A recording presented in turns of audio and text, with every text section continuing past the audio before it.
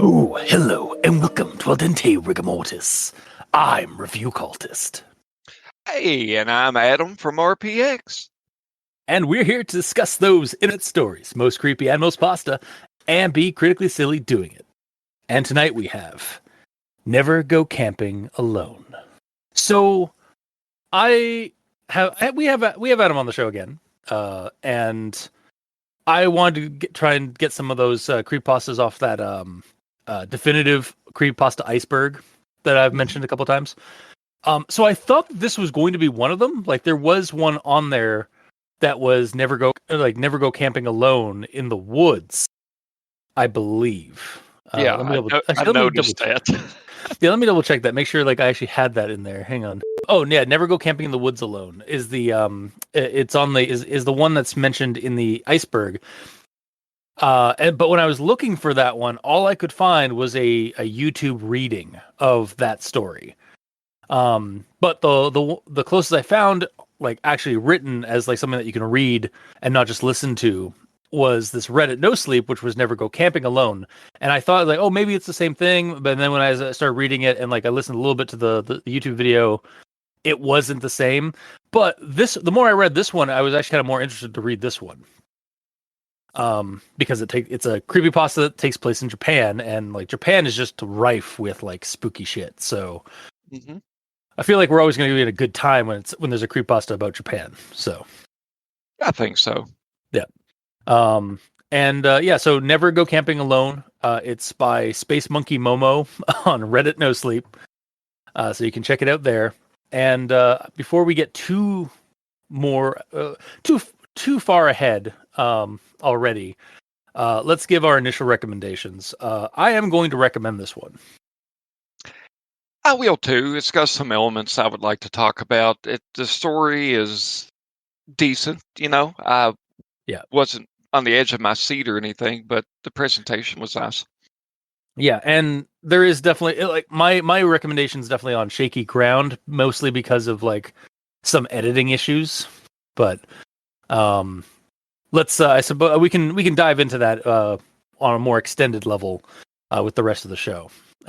Starting with the rundown, featuring Nair, because we never really get Spacemonkeymomo's names, unless we just want to call them as Space Monkey.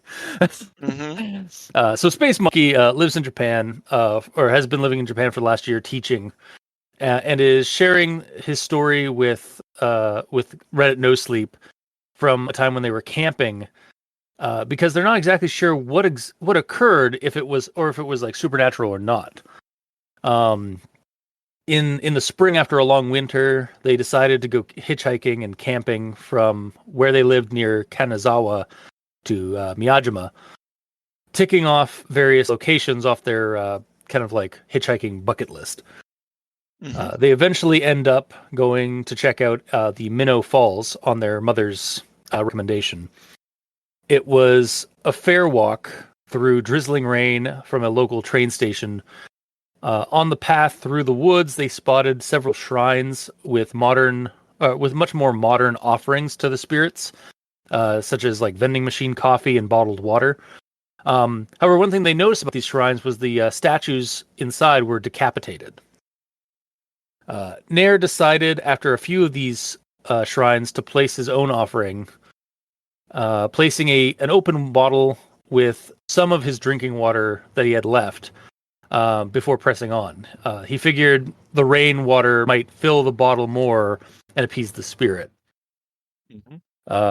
He reaches the falls and spends time there for the day before trying to find a spot to set up their tent. Being careful, as camping in such a nature reserve, was actually prohibited and enforced by local park rangers. They find a closed-off bathroom space, clean and large enough on the inside for the tent, and set it up. They even lock the large metal sliding door of the the bathroom just in case like a large animal comes around.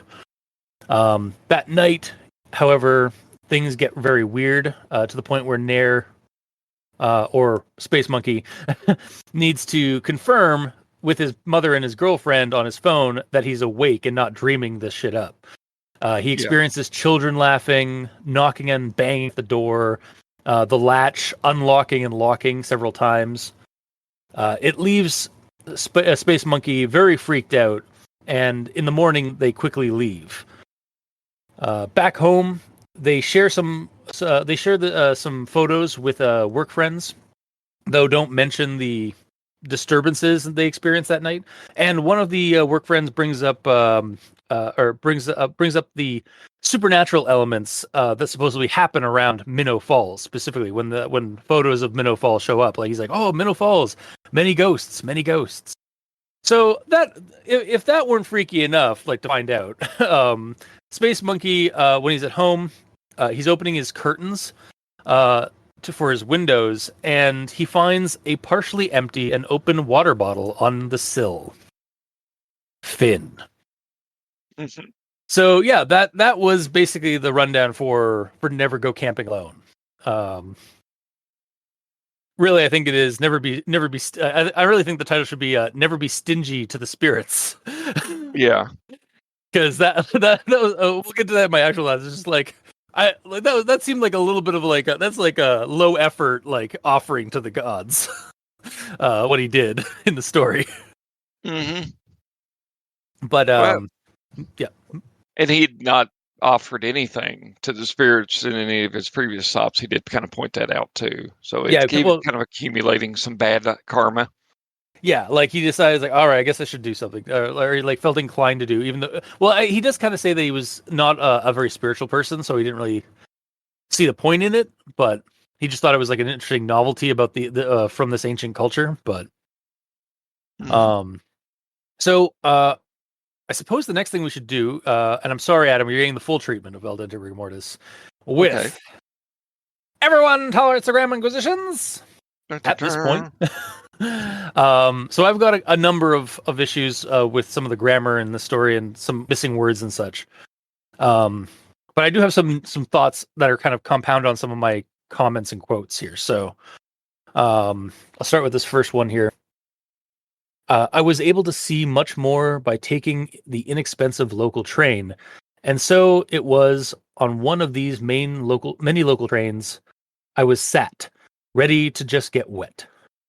So I feel like removing the "was" before "sat" is needed there. Like, like I sat ready to get wet, or like I was sitting might even work. Mm-hmm. Also, getting wet on the train. Is it an open air train? Like, I guess maybe it's like it's some kind of like a term about seeing the rain washing down the windows, like as you're going by. Yeah. But it was kind of like a weird turn of phrase. He does kind of reference like a song lyric about like people that get rained on, and then there's people that get wet.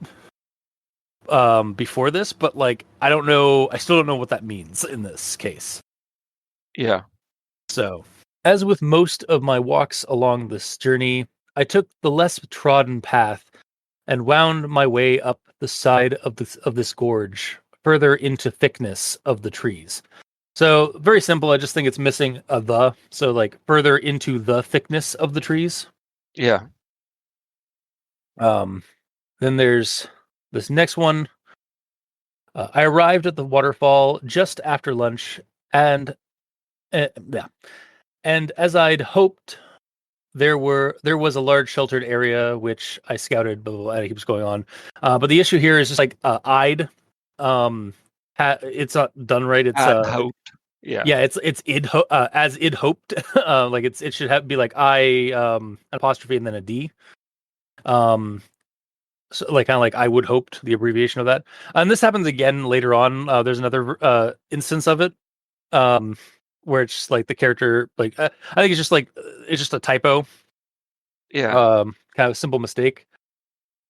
But I'd actually picked up on that on a couple of those you mentioned too, and then there was a few other things like Japan being plural instead of possessive, and just little nitpicking things that if they has reread it, or better yet, because it's really hard to read your own work. If they had someone else read it, then I feel like a lot of these could have been picked up. Yeah, exactly. And there's instances where it's like, for nearly an hour, I heard the sounds vehicles moving around, is like the sounds of vehicles moving around. Another instance of missing like I heard the lock of bathroom click and swing. I heard the lock of the bathroom click and swing. And it was just like I was beginning to wonder, like I think at that point, like with I was like, was this translated like from Japanese to English? Like there's a few times where it's just some very easy grammar errors or just some typos or missing words. And I just had to wonder, like maybe like English wasn't the person's first language, or maybe it was just like they wrote it up and posted on Reddit, as is so often the case, without properly giving it a second pass or having somebody else look at it. So I feel, well, the writer, Momo, definitely doesn't appear to be American in their spelling, at least. I did notice that like favor was spelled the British way, and then again there was also mum, and instead of talking about trash cans, they were talking about bins and stuff and that. a torch, like a head torch. So I have a feeling maybe he's when because it does say earlier on he spent a year in Japan teaching, so he might have been in English like from the UK or somewhere around there. I don't know if I don't think he would have been Canadian, because we don't really use torch. We kind of use a lot of the Americanized terminology like flashlight and such. Yeah. You do like adding your use to stuff that don't need use. Yeah, like that. That's but like we don't do mum. Like I call my mom mum. Or like so we kind of we're the in between the Americans and the English. With a smattering of French on the side. Yeah, exactly. But one other one I have for my grammar inquisition here is this one here. I regretted many times, of course, I regretted many times over the course of this night that I did not listen to the kind old man, that I did not heed his warning, that I probably misunderstood what he was trying to tell me, and that I did not ask him why I was not allowed to camp here. Okay, so that's a little run on, just a little bit. And also it should be I did not heed his warning, not I did not head his warning. Yeah. But also I think it would have been pretty apparent why the person didn't want you to stay in this location. Like again, you aren't supposed to camp in as I've kind of found out through some of my other like actual thought like research and such. You're not supposed to camp in government managed nature reserves in Japan. Like you have to go to designated camping locations. You can't just like go camping willy-nilly in the woods. So, and like that's a common thing. And he even brings that up, he brings up like he spent his entire trip hitchhiking, so he knows the rules. But apparently it's common to do, just like kind of try and ignore those and just like kind of like sneak camp around. So I'll get a little bit more into that in the actual thoughts, which actually are going to be coming up, unless Adam, do you have anything for grammar inquisition? Grammar, no. Structure, yes, but yeah. Well, you kind of use the grammar inquisition as like kind of an umbrella term for like for issues with like the story structure and writing and like spelling and stuff like that. So okay, so well, the big thing that kind of stuck out in my mind as we're going through this, and I mean it's pretty coherent up until, for me, when he starts making it to the Minnow Falls, and he passes two statues that were in a lotus shape without their heads on, like the decapitated statues, and that never comes up at any point in time. Again, it's just like that's weird, and then even the big climax of the story involved nothing. So I felt like it was very misleading, and it was something that the author could have really put a little more forethought into and tied that together. Yeah, especially since, well, if you're bringing this up, like the decapitated shrine statues, like that's a red flag. If my if my anime exposure has taught me anything, whenever a shrine statue, specifically like a Jizu statue, has its head removed, that's not a good thing. That means like there's something dark or evil kind of afoot, or something malicious has happened. Yeah. So yeah, I'm surprised that like there wasn't more happening to him. Yeah, he's just And scared in a accessibility bathroom stall, out of his mind all night, and there was no severed heads or anything. yeah, like it was like there is even a Japanese ghost or yokai that's like basically a bunch of severed heads that float Yeah, around. Like it's a type of vampire. I think it's a Nukakubi. Basically, like they're a variant of the of another yokai, the Rokuru Kubi. And they're basically they appear as ordinary heads, but at night their heads detach, or they appear as normal humans, but their heads detach, and they look for humans to consume. Like they're basically like a type of Japanese vampire head. yeah, That like slink around and stuff like that. So yeah, it's something that's like I think that could have been explored a little bit more, rather than just this like, and even like I did like that the ending did kind of come back around with the water bottle that he left. That like it's almost like the spirits like gave it back to him. It's like, this is yours. You left well, this.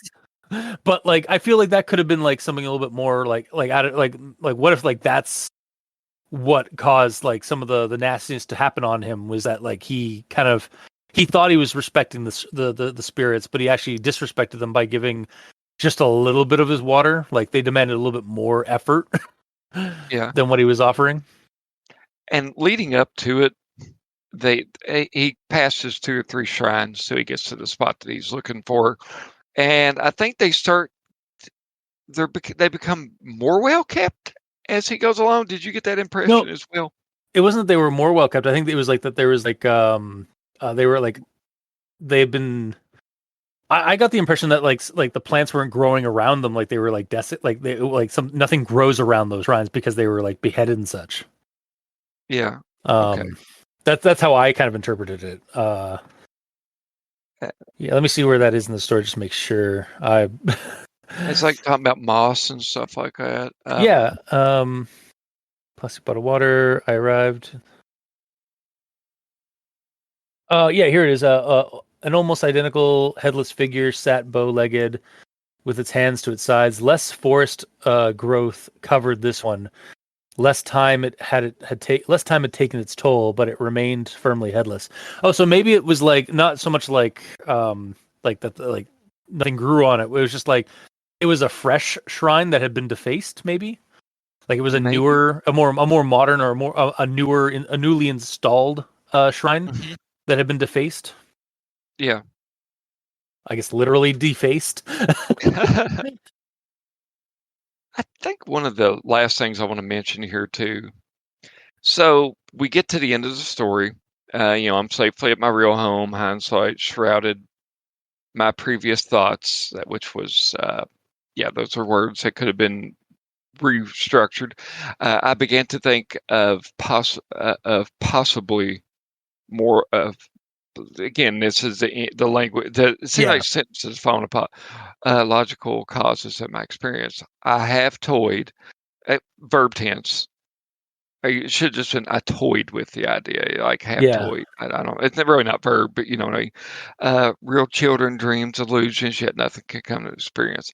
Then he mentions something to his colleague, and then when I got to the photo of the falls, he said, "Oh, many ghosts."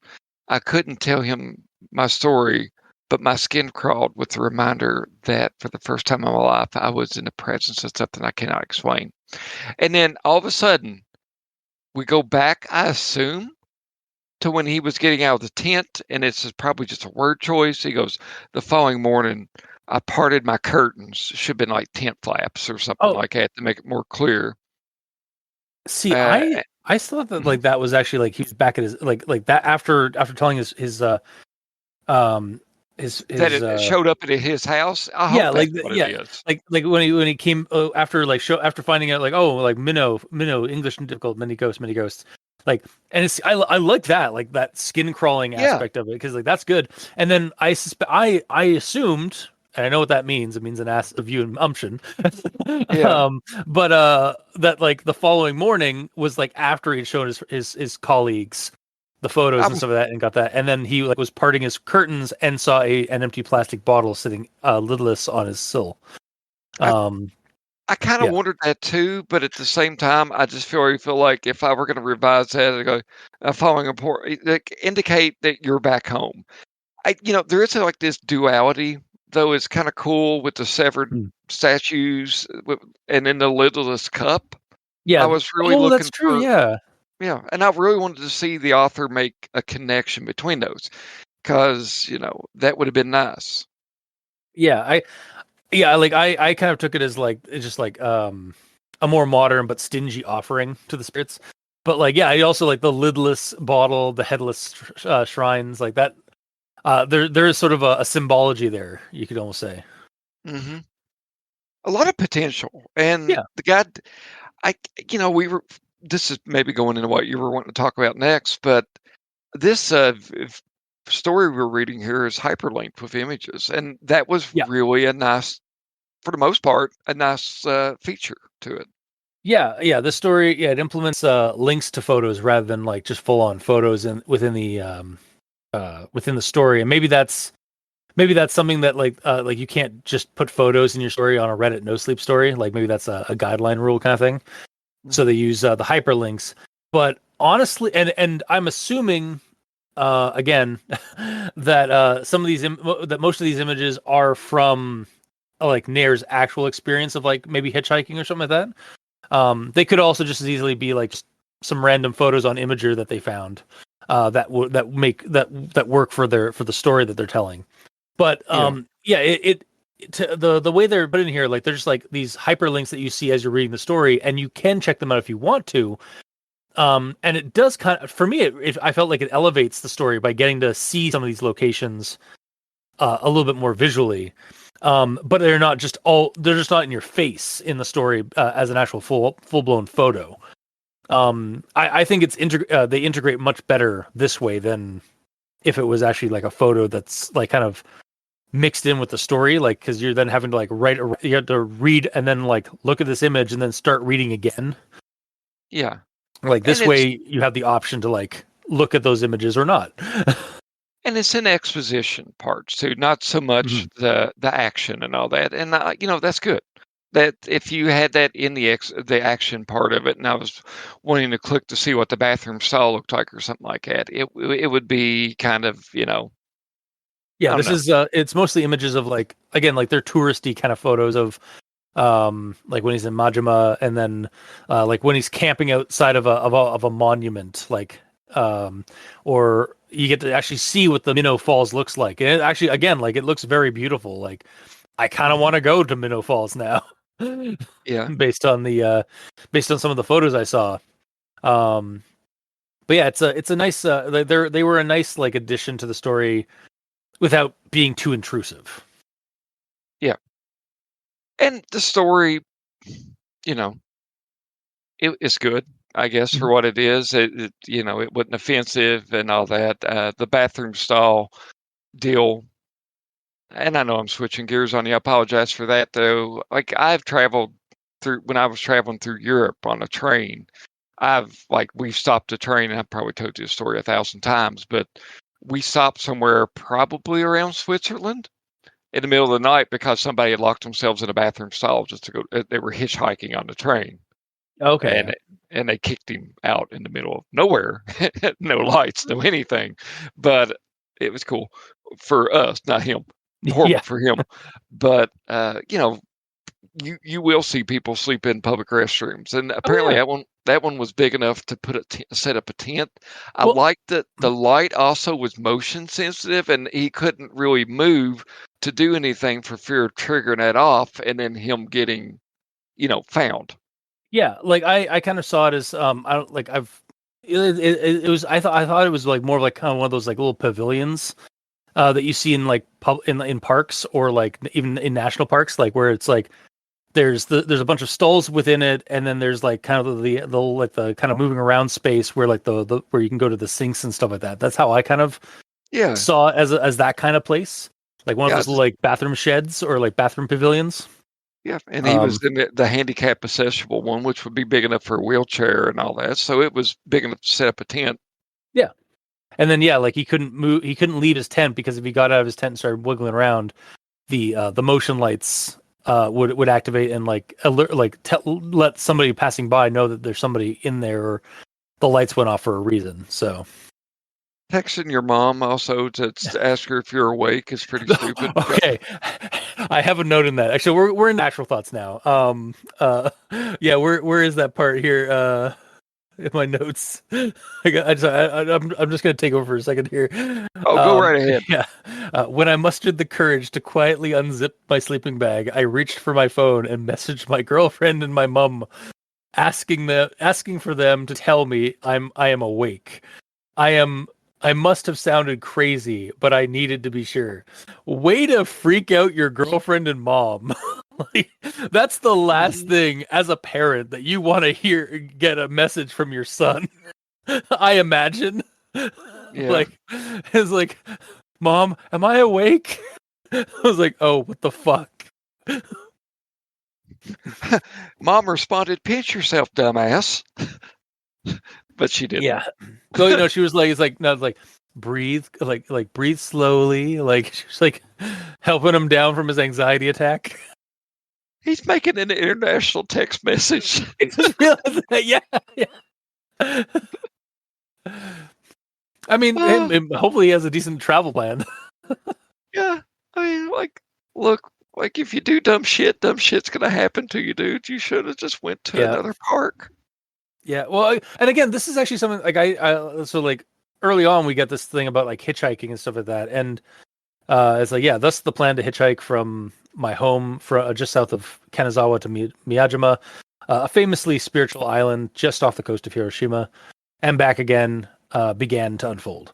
So I actually, at this point in the story, like early on, I decided to actually look this up because like the hitchhiking and camping in Japan, because I know there are fairly open and lenient roam laws in parts of Europe and even here in Canada, where you can just freely like roam the land and camp, as long as you're not like camping illegally on somebody's property or like somewhere you're not supposed to be, like, but you are actually like there are fairly open like roaming freedoms for camping, for that kind of camping and hitchhiking. And when I looked up for Japan, it sounds like hitchhiking, as described in the story, is very popular as a cheap traveling option. Like just hitchhiking to get from point A to point B it's a very reasonable travel like or vacation idea for Japanese locals and even tourists. And camping wise, there's a few limitations. Like it's this guy was kind of being an idiot because you're not supposed to camp on government property or government owned or government run nature reserves like this place, or I would assume those monuments that he was camping outside of. Mm-hmm. So it's like this guy is just like basically, and it's kind of weird because recently I've been seeing a trend online, like on social media and stuff like that, of people stealth camping. Like camping in here in North America, like camping like this is maybe more just like an actual like a homeless situation or something like that, but like camping in like in the little like forest that's on like a cul-de-sac, like in the center of a cul-de-sac, or like stealth camping in like some woods near a restaurant, or near a like a strip mall kind of thing. Oh yeah, I had a friend of mine that when he was strung out, and thank God he's got his life back together, but he was camping outside of a like what was it, like a Trader Joe, not Trader Joe's, but like some kind of department store and all that. Like he'd go through the dumpsters in the evening and pull stuff out, and he had a little tent set up behind that, around where the loading dock is for the place. And we have had a lot. Yeah, I mean, and like for that, for the homeless stuff, that's like there was a whole like tent village in the woods next to a suburb near where I was working. That they just lived out there. But yeah, like that kind of thing is fairly common, like just like that, like camping around with tents and like stealth camping and stuff like that. I don't think that's the same thing as this hitchhiking stuff. But like this one, the hitchhiking thing seems like more like a touristy thing or something to do for like fun, kind of like trekking around the Appalachian, like walking the Appalachian Trail. Yeah. And he had the money to take a train. Eventually he gives up on the hitchhiking thing. He just seems like disrespectful in general. Well, I think he was just like, he was trying it out and like, cause like it's the thing to do. And then like, he decided to like, he didn't want, like after a while he kind of got like, because of all the rain that was happening, he decided to actually take the train to get out of the wetness. But and actually, so you brought up earlier, like the empty bottle, the lidless bottle with the shrines and such. So one of my notes here is this quote here. The phenomenon of placing cheap vending machine coffee on shrines, I was told, stems from the thought that the spirits are tired, and Japan being a the highly caffeinated province it is, happily aids their weary guests. Province? I think you mean country. Unless they mean like Japan, like Japan in that word is actually supposed to be like whatever the Japanese province that this is in. But I think it's more like it's supposed to be the country. But more to the actual point of this quote here, I really like the idea of like the little bit of modernized folklore and spirituality. Like even the spirits are catching up with the times a little bit. Like the locals are using what they have now in the modern day to follow in with their traditions. Like the traditions are evolving a little bit. Yeah. By instead of like cups of rice or like little cups of tea and stuff like that, they are giving them vending machine coffee and and like bottled water and such.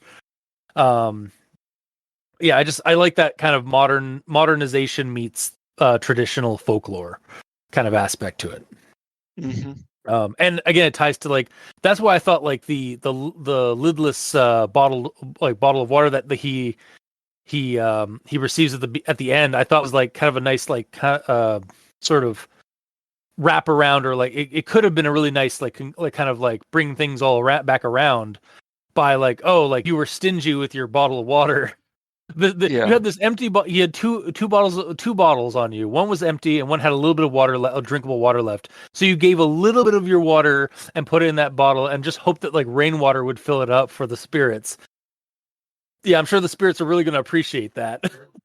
Yeah, thanks, guys. Yeah, and so like I kind of like the idea, like if the story had like maybe been developed a little bit more, that's what was scaring the shit out of him that night, was because the spirits were just like, oh, you like, I was like, oh, you're just gonna give us a little bit of water? Oh, we're gonna fucking scare the shit out of you tonight. And then like he comes back to work or gets back home and like, oh, here's your lidless bottle, sir. You left this in the woods. Like, we're not a trash bin. Yeah. And it would also play on, it even brings that up that like Japan has like very little like in the way of like litter and even like garbage bins and stuff like that. So like, or like public garbage bins. So like they're very clean like culture, or like tidy culture, I guess. But yeah, you could have tied that around to it as well. Yeah, he just left shit out there, really. Yeah, like typical tourist, typical gaijin. Next, he's gonna go to the suicide forest and post it on YouTube. No. Thanks, Logan Paul. Yeah, exactly. Oh god damn it! Now I can't unsee Space Monkey or like the Nair here as Logan Paul. Jesus. I mean, it seemed like people liked him. I don't think anybody likes Logan Paul except Logan Paul. Yeah, that's fair. He was very like he did seem, at the very least, he did seem like genuine. I think this might have just been like a case of like ignorant mistake. Yeah. Or kind of thing, but yeah. Not like Logan Paul and the Suicide Forest incident, but what else do I have here? So yeah, we went to the images, the hitchhiking, the phenomenon with the Jesus statues. Yeah, the phenomena. Phenomena. Sorry. Also, so there's one case here. This might be more of a grammar thing, but I'll bring it up in this part. The logical woman, my mother. That part. No, not that one. So here's the quote. Shortly after I zipped myself up, the sounds of the patrol bike began to haunt me. It was hard to tell over the sound of the waterfall exactly where the car was, so I sat up and braced myself for the inevitable knock, knock, knock on the door, which would require me to pack up my tent in the rain and walk back through the forest at night. Bike or car? Make up your mind. Like, is it and patrol bike? Is it like would it be like a pedal bike, or is it like a motorcycle, like a dirt bike kind of thing? But like, yeah, he uses bike and car interchangeably, I feel, in this part. Yeah, and I don't understand how you would hear a bike unless he's sitting there just ringing a little ding, ding, ding, ding, ding bell throughout. Exactly. And I feel like it wouldn't be a motorcycle. I actually think like in Japan, it probably would have been an actual like pedal bike, like a mountain bike kind of thing. Because they're in the wilderness and stuff like that. But yeah, the patrol bike or a car. Yeah, or a car. Yeah, I definitely feel like there's maybe it's a typo, like they meant bike or something like that, but also yeah, because I don't know, like I don't think it's one of those locations where like you could get a car out there, so I guess I'd have to look up Minnow Falls to see how close you can get with a car to the falls without or with a car, but and yeah, the next thing here, this is actually one of the things I really enjoyed about the story is the next quote I'm going to mention here. At around 11 p.m., I closed my book. I closed my book and surrendered my eyes to the darkness. I allowed my body to find a comfortable place and closed my eyes. The undisputable sound of children laughing danced past me. Silence followed. My body froze. My skin grew cold. The only way I can describe the fear I felt would be to compare it to the paralyzing fear that comes from nightmares. But I was awake. Yeah, you know what? I really like this setup. Like locked in a closed off bathroom in a forest park, in a tent at night, and you hear children laughing. That place was tagged hella haunted from the start. Like as soon as he mentions that, like, oh, I found a disabled bathroom, it's like that bathroom's haunted by children.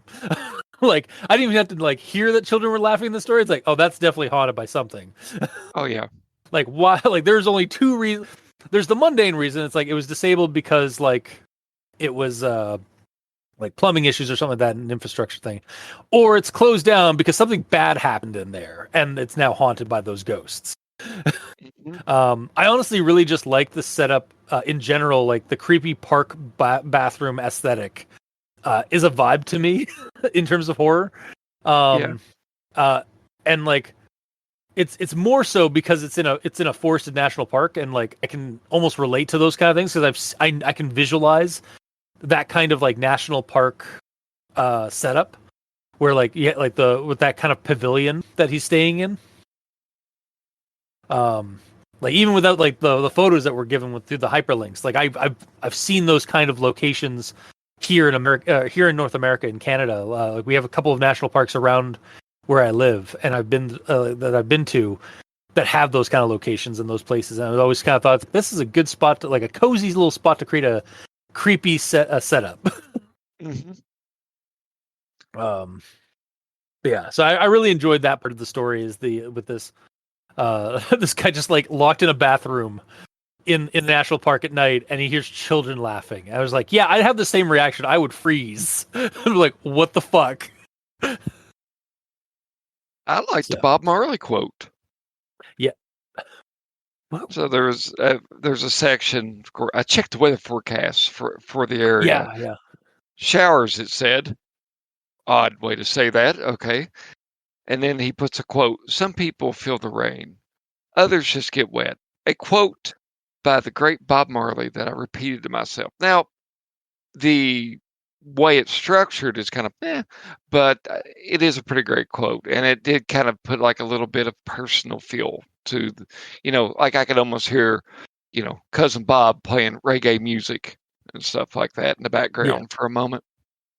Yeah, and I think that was something we mentioned earlier. Like that's the quote that he sort of brings up as well when he's on the train, and like getting wet. Again, I'm still not entirely sure what he meant by that, but yeah, I do like the quote used in this aspect. Yeah, I think the car from the later in the book splashed him on the train. That's what it was. Oh, okay, yeah, maybe, yeah. Yeah, it's a topsy-turvy world. Dogs and cats living together, mass hysteria. Yeah. And then, yeah, I think this is the last thing I have here is this quote. We kind of brought up. You kind of brought up a little a while back, but well, when I got to the photo of my tent in Minnow Falls, he stopped me and said, "Oh, Minnow, English difficult, many ghosts." I couldn't tell him my story, but my skin crawled with the reminder that for the first time in my life, I was in the presence of something I cannot explain. The following morning, I parted my curtains and saw an empty bottle sitting lidless on the still, and that's the end of the story. So I took a look at the link for this one, like the sentence that's mentioned, "Oh, Minnow, English difficult, many ghosts." That's a hyperlink to a thing. And I think it's like one of those like paranormal like investigation websites for Minnow, or it's like a website that goes to a Japanese website about like the supernatural in Minnow specifically, I think. Yeah. So that was really cool. Like I was expecting it to be something else, and then it was actually this like creepy website that you kind of go to that I think talks about the ghosts. Like there's some adverts and stuff like that on the side that like have like almost looks like a documentary kind of show, kind of like documentary thing of like ghost investigations and such. Yeah. I guess I could have put this in English, but yeah, Minnow Falls. Yeah, it's some kind of it's like a touristy kind of thing explaining like Minnow Falls and like how it's haunted and such. I'm gonna jump off there before I get hit by all these ads. Also, yeah, that is having that mentioned, like the Minnow. Oh, you went to Minnow? Oh yeah, many ghosts, very haunted. Wow, that is not what you want to hear after like if I was Space Monkey, like Yeah. like that. I can kind of get like it's again like his reaction is very reasonable because like, oh really. Not go up there. Again, don't go up that road. Sometimes dead is better. And yeah, the ending here, like with the lidless bottle of water, the empty plastic bottle sitting on his windowsill. I really do feel like it was meant to like kind of bring things back around. Like, yeah, no, like you basically like littered at that shrine, like. Mm-hmm. You just kind of like, oh, like I almost like see like from like his perspective, oh yeah, like I decided like do this offering. Meanwhile, what really happened was like, oh, I've got this empty bottle, like we're not supposed to litter. It's like I'm just gonna like put it here, add a little bit of water and put it here. It's totally an offering to the spirits. Like I could see the spirits kind of like acting like that. It's like, oh really, you're just gonna litter like that, aren't you? You son of a bitch. We're gonna haunt your ass. Yeah. So yeah, I kind of dig that, like that sort of tying the story back around with the ghosts. Oh, here's your water bottle back, by the way.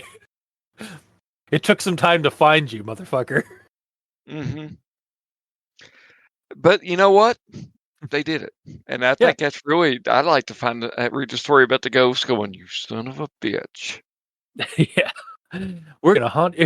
Yeah, that's the story we need. Is the story from the ghost perspective. It's like, look at this gaijin. He just put the little he put an empty water bottle on our fucking shrine. Mm-hmm. It's not no better than the fact that like the last gaijin that showed up like cut off the head of the statue of our Shinto of our shrine statue.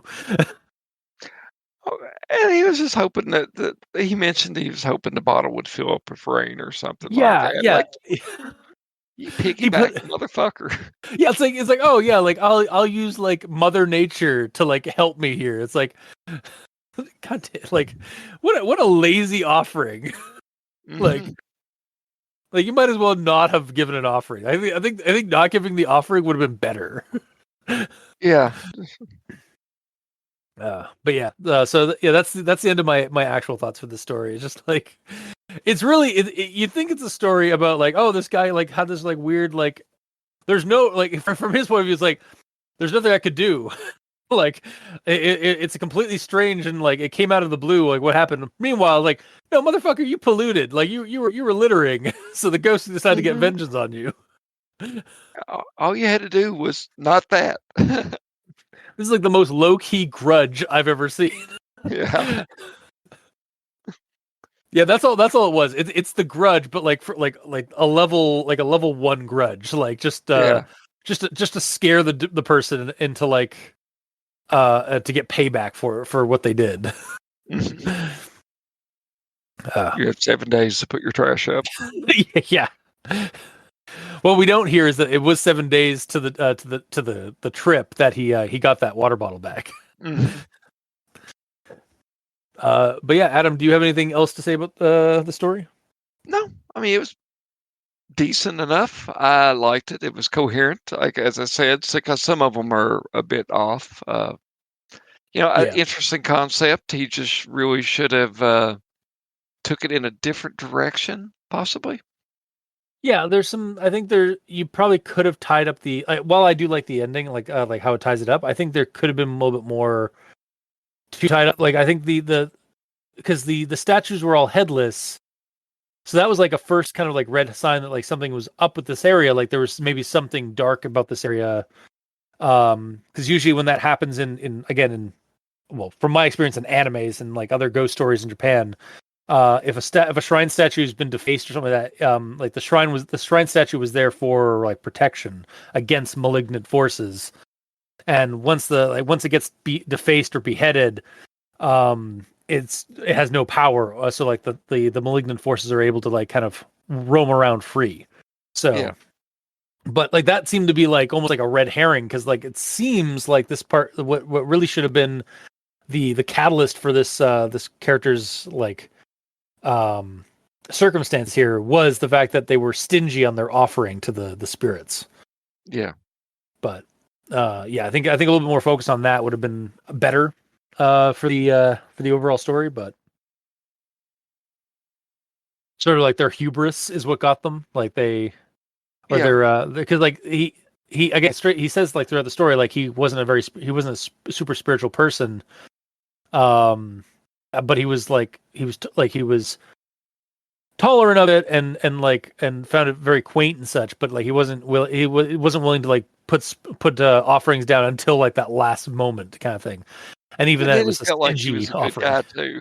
Yeah, it's like, wow, my good deed for the day. Yeah, your good deed for the day. Putting an empty water bottle next to a shrine. uh After talking about how like Japan had like a very little litter and not many garbage bins, it's like I'm just gonna litter. Fuck you Yeah, guys. yeah. So yeah, I think that was definitely something that could be improved on it. But it is what it is. So Yeah.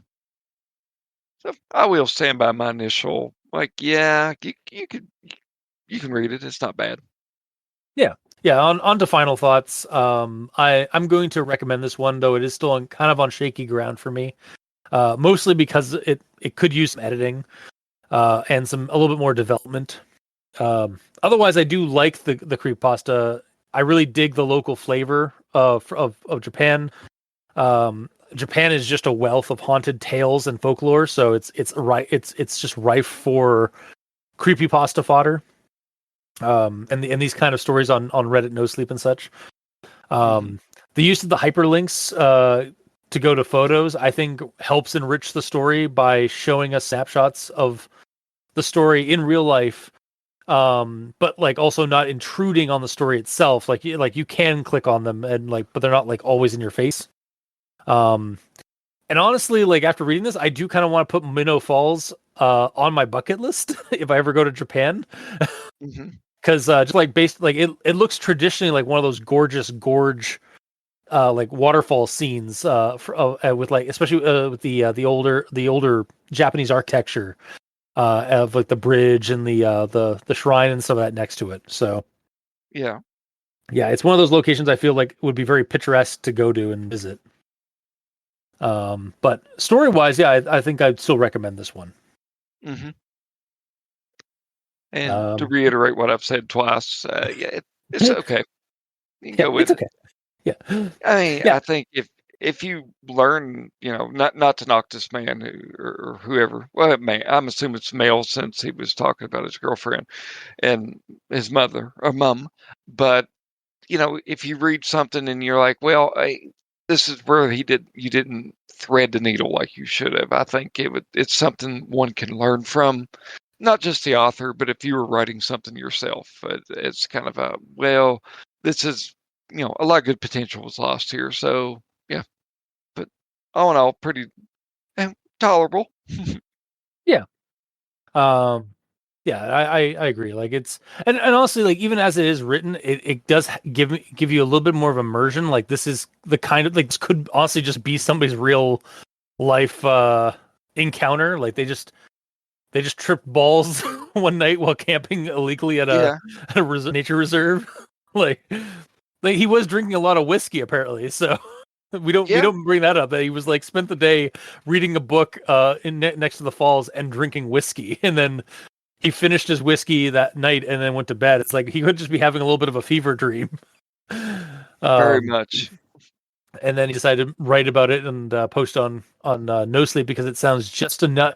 It has just enough inkling that it like kind of borders between like it's grounded enough in reality that but it has an element of supernatural that's just subtle enough that like it could be a real like encounter that he had or that somebody had or a real story that somebody would talk about like from a trip they did, or it's a NoSleep story as it is now. So but I think that'll do it for this week's episode. So if you like what you heard, or if you didn't, leave us a comment in the comment section below, wherever this gets posted. We're all on Twitter, I think. Kind of. Adam, where can people find you? Okay, well, the Roll Point Exchange, which I'm a part of, we can be found at rollpointexchange.com, or you could go to our parent network, which both me and Review Cultists are a member of, which is critinthenight.com. You can find my podcast there as well as his awesome podcasts. I'm on Blue Sky and Twitter, and that is at RP Exchange. And yeah, that's pretty much the main places you can get a hold of us. Yep. And I'm at Review Cultist, both on Twitter and Blue Sky as well. You can also send us emails at aldenterigamortis@gmail.com. That's ALDENTERIGAMORTIS@gmail.com. Where you can also leave us suggestions for other creepypastas, SCPs, spooky things. You creep it, we'll peep it. Yeah. And if you'd like to help support our show financially, you can go to Patreon. Adam, where can people find you? Does RPX have a Patreon? Oh, yes. We are sitting here with our hat in our hands asking you. And you can go to patreon.com/rolepointexchange. And if you'd like to help us out, because basically everything that we make on it just goes back into the podcast and hosting bills and website bills and whatnot. But you can. There's several different tiers that you could pledge at, from just donating $1 a month to getting some early access to some other content. Yep. And likewise, Al Dente Rigor Mortis has a Patreon. We'd like to thank you, our patrons who are helping support our shows. You're helping keep those hosting bills at bay, and we very much appreciate that. And to our listeners and the authors of these stories, thank you immensely, because without your listenership, it would be like screaming into the void. And without your authorship, without these stories that you write and post online for people to read and enjoy, we really wouldn't have much of a show because we'd have nothing to talk about. So thank you. Until next time, I have been your host, Review Cultist. And I'm Adam. And this has been Al Dente Rigor Mortis. Sleep well. Take care.